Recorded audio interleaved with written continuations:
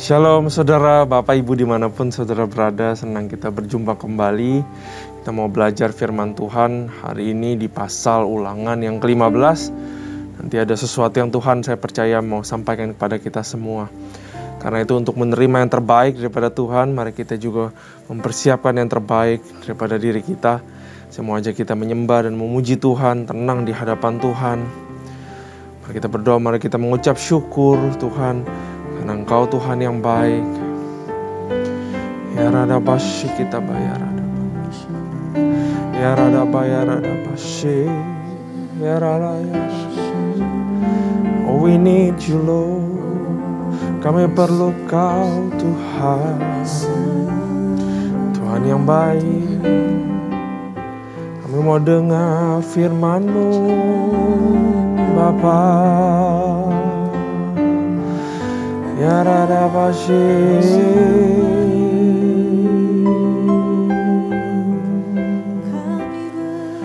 Oh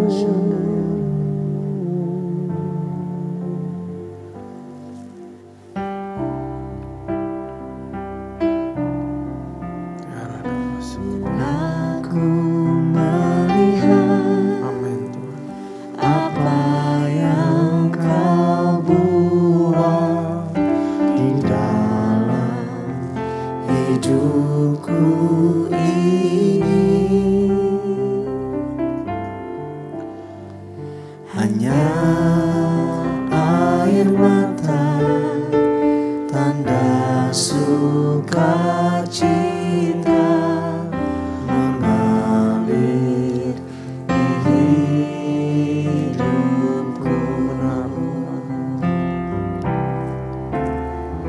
Ku bersyukur, ku bersyukur atas kebaikan-Mu, Yesus. Ku bersyukur, ku bersyukur atas kasih setia-Mu.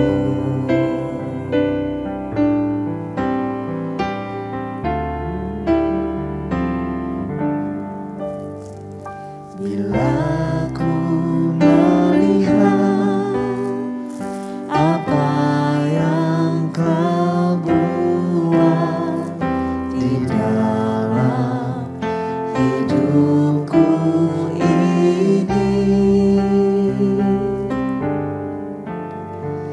hanya air mata, tanda sukacita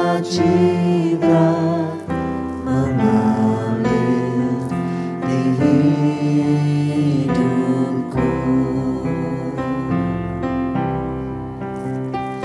Ku bersyukur, ku bersyukur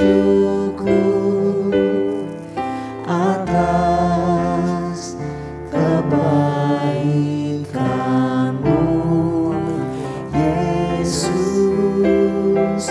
Ku bersyukur, ku bersyukur atas kasih setia-Mu. Ku bersyukur, ku bersyukur atas kebaikan-Mu, Yesus. Ku bersyukur, ku bersyukur atas kasih setia-Mu. Ku bersyukur, ku bersyukur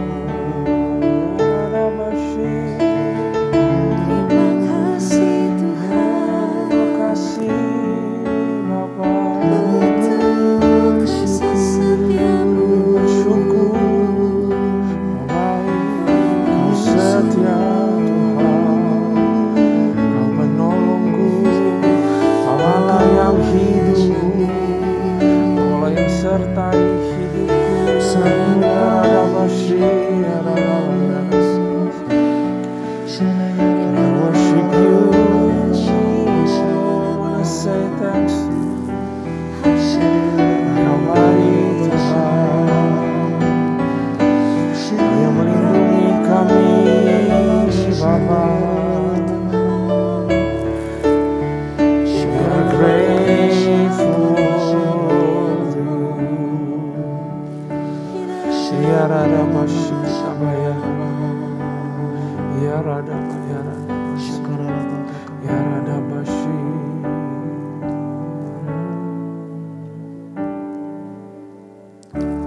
Roh Allah yang hidup penuhiku.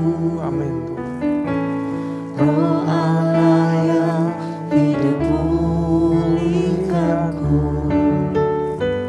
Turunlah urapan ke atasku,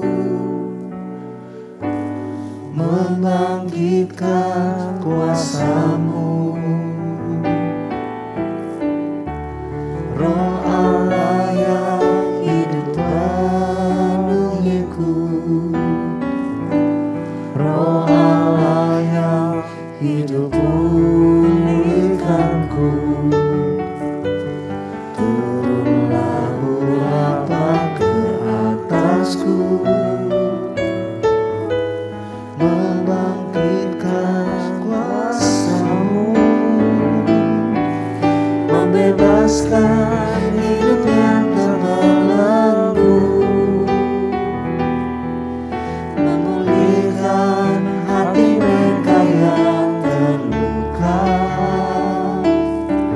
serta menjadikan mata yang buta.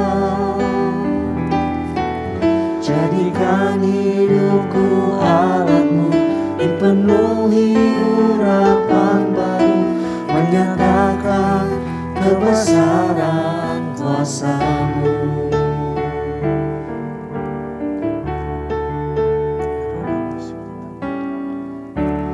Roh Allah yang hidup penuhiku.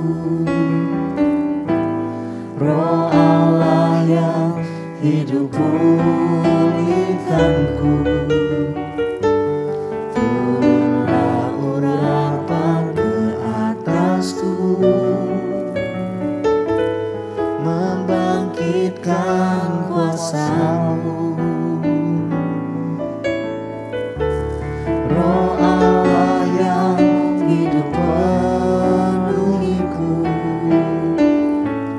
Roh Allah yang hidup pulihkanku. Turunlah urapan ke atasku, membangkitkan kuasa-Mu, membebaskan hidup yang terbelenggu, memulihkan hati mereka yang terluka, serta menjadikan mata yang buta. Jadikan hidupku alat-Mu, dipenuhi urapan baru, menyatakan kebesaran kuasa-Mu, membebaskan hidup yang terbelenggu, memulihkan hati mereka yang terluka, serta menjadikan mata yang buta. Jadikan hidupku alat-Mu, dipenuhi urapan baru, menyatakan kebesaran kuasa-Mu, menyatakan kebesaran kuasa-Mu, menyatakan kebesaran.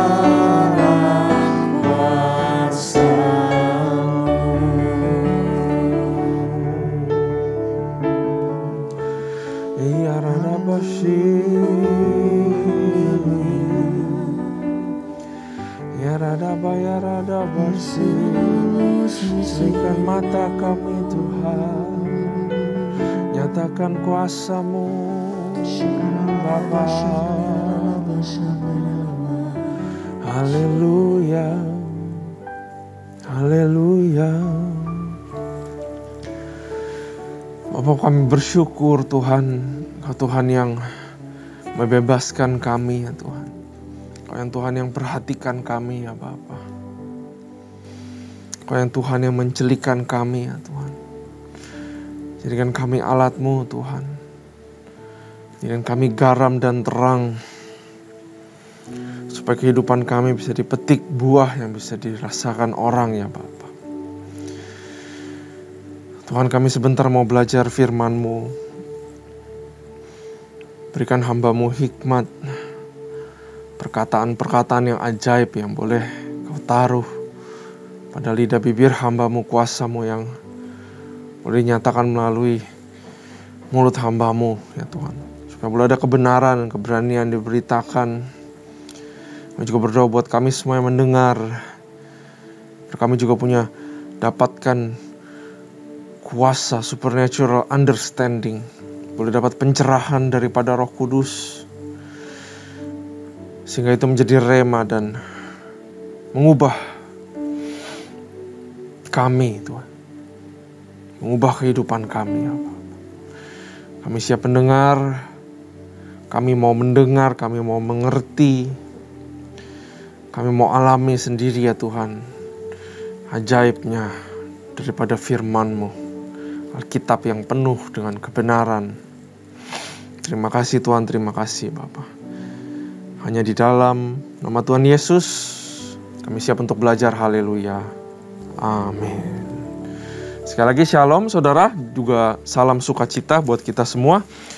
Mari kita buka sama-sama Ulangan pasal yang ke-15 dengan perikop tahun penghapusan hutang. Nah saudara, karena ini pertama kalinya juga di Ulangan saya membawakan tentang Ulangan yang bahasa Inggrisnya adalah Deuteronomy. Nah saudara, saya mau sharing dulu sedikit tentang kitab Ulangan. Kitab Ulangan adalah kitab kelima dan juga the final section daripada Torah itu yang diberikan kepada Musa atau diberikan kepada bangsa Israel. Jadi kalau kita sekarang udah sampai di Ulangan, puji Tuhan saudara, dari keluarnya bangsa Mesir, dari Kejadian, keluarnya bangsa Mesir, kemudian keluarnya bangsa Israel dari Mesir, kemudian ada 1 tahun lamanya mereka di Gunung Sinai, di area situ, untuk mendapatkan arahan daripada Tuhan dan masuk kepada covenant.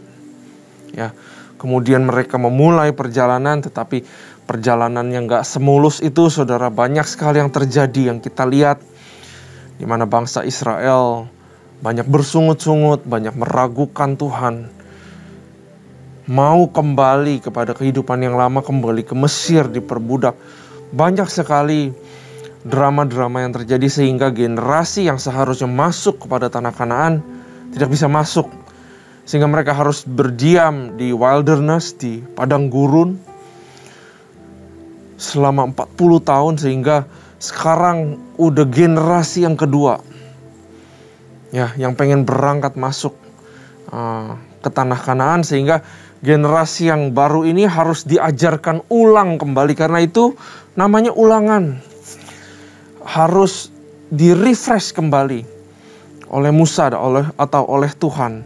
Sehingga dikatakan Deuteronomy, yang bahasa Greeknya itu adalah the second law. Bukan ada aturan atau law yang baru, tapi the second artinya the refreshment of the law, yang harus menjadi fondasi perspektif, mindset, hati yang dipersiapkan untuk berjalan bersama Tuhan dan masuk kepada tanah Kanaan.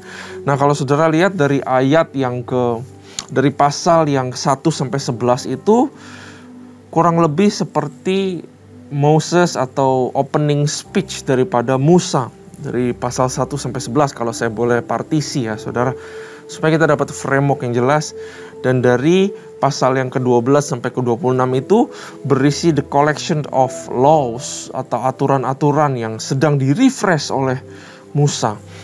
Nah, kalau kita perhatikan ada peraturan yang tampaknya baru, tapi kebanyakan peraturan adalah pengulangan daripada yang sebelumnya. Dan dari pasal yang 27 dan 24 sampai 27 itu adalah closing speech daripada Musa dan kemudian kematian Musa sendiri, ya. Jadi itu adalah kitab daripada Ulangan. Tentu kita harus baca sebelumnya kalau mau yang lebih detail. Nah, saudara, Ulangan 15 berbicara mengenai penghapusan atau pembebasan. Kita harus ingat di kepala kita, pembebasan. Artinya ada pengampunan di situ. Kita akan belajar itu pada hari ini. Tahun penghapusan hutang pasal yang ke-15, mari kita baca sama-sama. Pada akhir 7 tahun, engkau harus mengadakan penghapusan hutang. 7, ya, the numbers of completion. Ya, harus mengadakan penghapusan hutang. Inilah cara penghapusan itu. Setiap orang yang berpiutang harus menghapuskan apa yang dipinjamkannya kepada sesamanya. Janganlah ia menagih dari sesamanya atau saudaranya, karena telah dimaklumkan penghapusan hutang demi Tuhan. Dari seorang asing boleh kau tagih, tetapi piutangmu kepada saudaramu haruslah kau hapuskan. Maka tidak akan ada orang miskin di antaramu, sebab sungguh Tuhan akan memberkati engkau di negeri yang akan diberikan Tuhan Allahmu kepadamu untuk menjadi milik pusaka. Nah, saudara, dari sini aja kita sudah bisa mengerti bahwa jangan nagih-nagih sesuatu kepada yang namanya saudara, ya, apalagi saudara seiman. Tuhan mau mengajarkan penghapusan hutang yang artinya adalah pengaplikasian daripada kasih itu sendiri.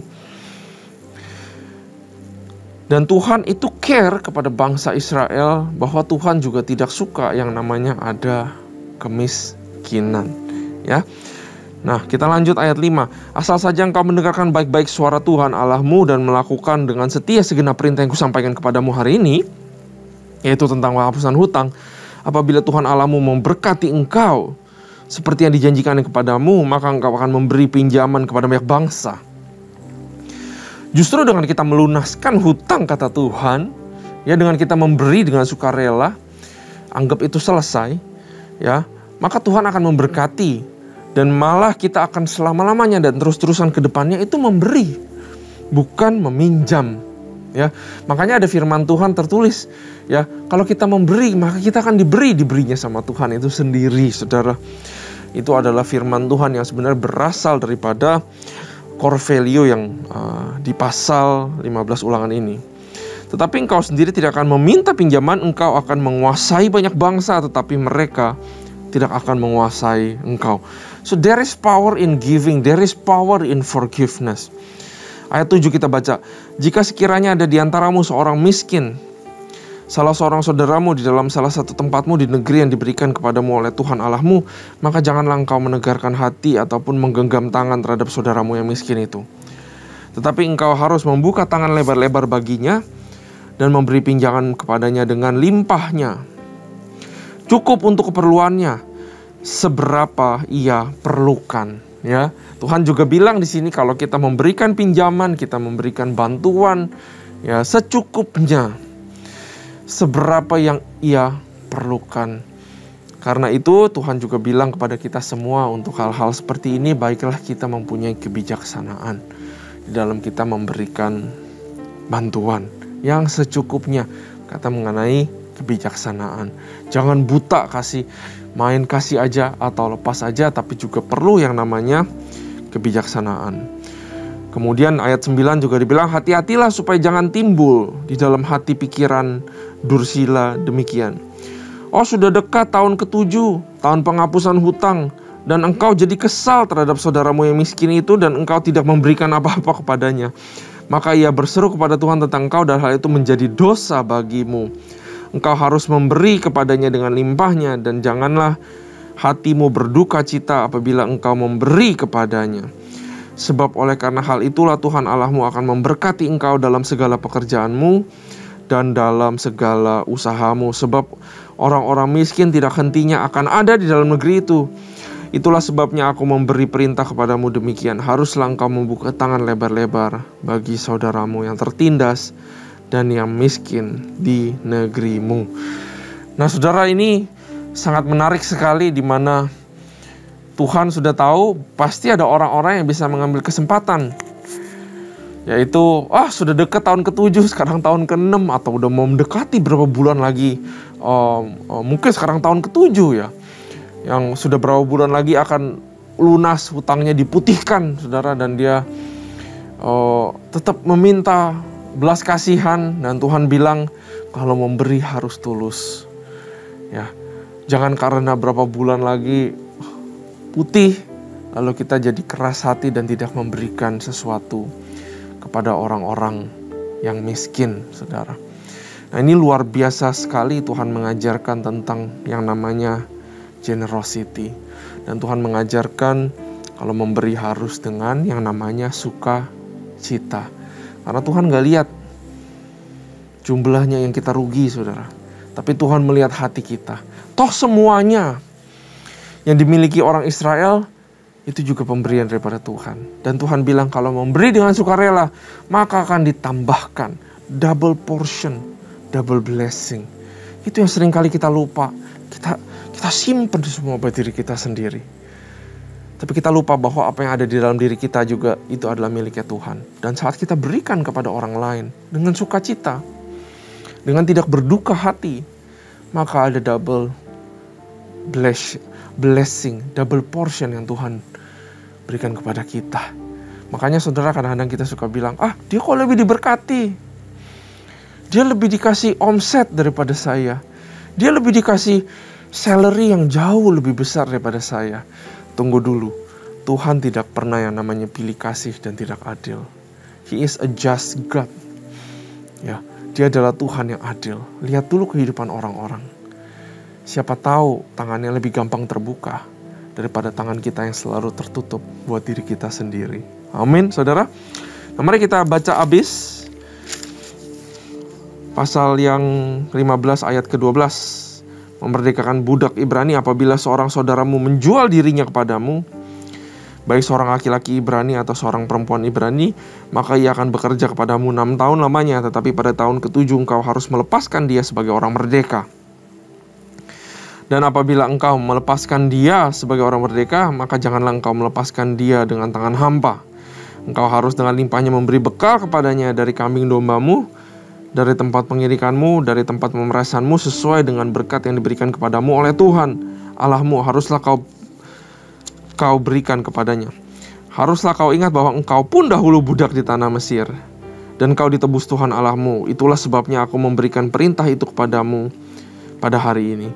Tetapi apabila dia berkata kepadamu, aku tidak mau keluar meninggalkan engkau karena ia mengasihi engkau dan keluargamu, sebab baik keadaannya padamu, maka engkau harus mengambil sebuah penusuk dan mendidik telinganya pada pintu, sehingga ia menjadi budakmu untuk selama-lamanya. Demikian juga kau perbuat kepada budakmu perempuan. Janganlah merasa susah apabila engkau melepaskan dia sebagai orang merdeka, sebab 6 tahun lamanya ia telah bekerja padamu dengan jasa 2 kali upah seorang pekerja harian. Maka Tuhan Allahmu akan memberkati engkau dalam segala sesuatu yang kau kerjakan. Segala anak sulung jantan yang lahir di antara lembu sapimu dan kambing dombamu haruslah kau kuduskan bagi Tuhan Allahmu. Janganlah engkau memakai anak sulung lembumu, dan janganlah engkau menggunting bulu anak sulung dombamu. Di hadapan Tuhan Allahmu engkau harus memakan dagingnya tahun demi tahun di tempat yang akan dipilih Tuhan engkau ini dan seisi rumahmu. Tetapi apabila ada cacatnya, jika timpang atau buta, bahkan cacatnya pun apapun yang buruk, maka janganlah engkau menyembelihnya bagi Tuhan Allahmu. Di dalam tempatmu boleh engkau, baik orang najis maupun orang tahir, memakan dagingnya, seperti daging kijang atau daging rusa, hanya darahnya janganlah kau makan, haruslah kau curahkan ke tanah seperti air. Nah, menarik sekali yang bagian yang pertama adalah penghapusan hutang, yang kedua adalah juga penghapusan atau memerdekakan budak, saudara. Ya, dan bahkan saat melepaskan budak harus membekalinya supaya dia bisa meneruskan kehidupannya kembali dan enggak dengan tangan yang hampa. Luar biasa sekali Tuhan mengajarkan tentang kasih dan juga tentang forgiveness di sini. Yang menarik di sini adalah Tuhan bilang bahwa kenapa kita harus lakukan semua ini? Karena bangsa Israel waktu itu diperingatkan Musa, mereka harus ingat bahwa mereka dulu juga adalah budak. Karena itu apa yang mereka terima, mereka dilepaskan, mereka ditebus, mereka dikeluarkan dari bangsa Mesir secara cuma-cuma. Begitulah juga secara cuma-cuma harus melepaskan budak yang mereka miliki pada saat itu. Dimana kita menerima yang namanya kasih karunia saat kita tidak layak. Ya, ini sebenarnya Tuhan sudah kasih kisi-kisi tentang kasih karunia pada zaman yang dulu sekali, saudara. Bahwa kamu terima sesuatu yang harusnya kau tidak layak terima. You freely give, and then you have to freely receive, maka kamu harus freely give juga kepada orang lain, saudara. Sangat luar biasa sekali. Tuhan mengajarkan kita, ada makna tersembunyi lagi di sini, saudara. Kalau saudara buka Ulangan, mulai dari yang 12 sampai 16. 12, tadi saya bilang bahwa 12 mulai diberitakan tentang the collection of the laws, aturan-aturan. Nah, ayat pasal yang ke-12 itu berbicara mengenai worship place, satu tempat ibadah, di mana Musa menerangkan kembali ibadahnya itu harus seperti apa. Ya, jadi dari pasal 12 ada satu tempat ibadah. Kemudian Tuhan menjelaskan tentang penyembahan berhala lewat Musa. Lalu dijelaskan cara berkabung yang dilarang. Juga dijelaskan ada binatang haram atau tidak. Sebelum pasal ke-15 juga dijelaskan tentang persepuluhan.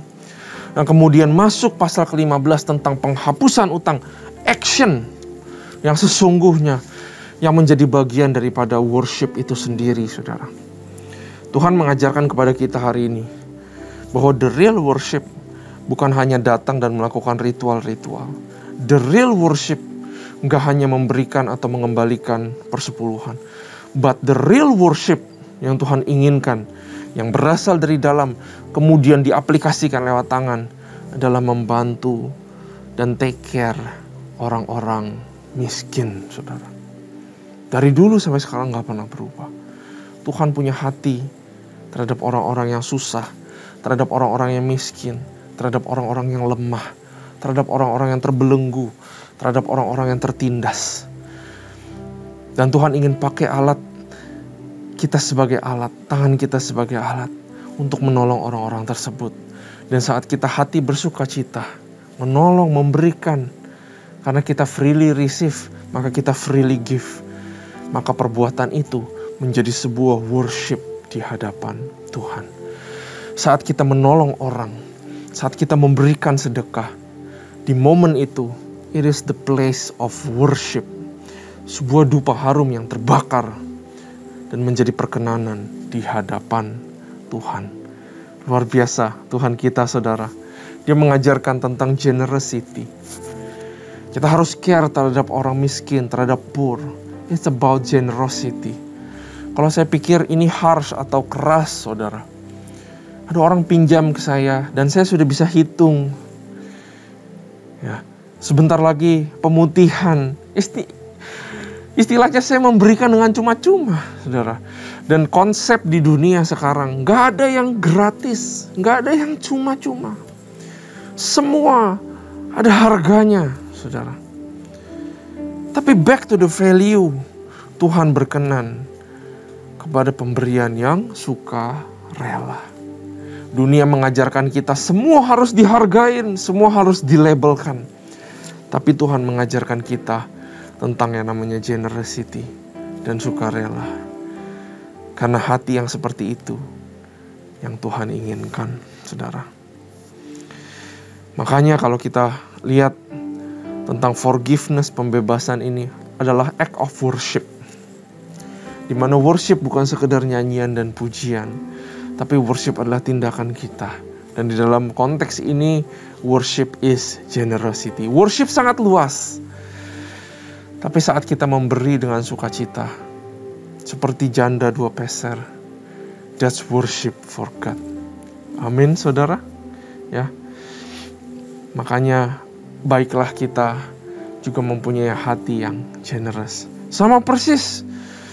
Ini adalah sebuah shadow di mana ada perumpamaan yang Yesus nanti di perjanjian baru dia beritakan bahwa ada seorang tuan yang mengupah pekerjanya sebesar demikian. Lalu ada pekerja yang baru masuk di sore hari, dia juga terima upah yang sedemikian. Begitulah bagaimana hati Tuhan generous kepada orang-orang.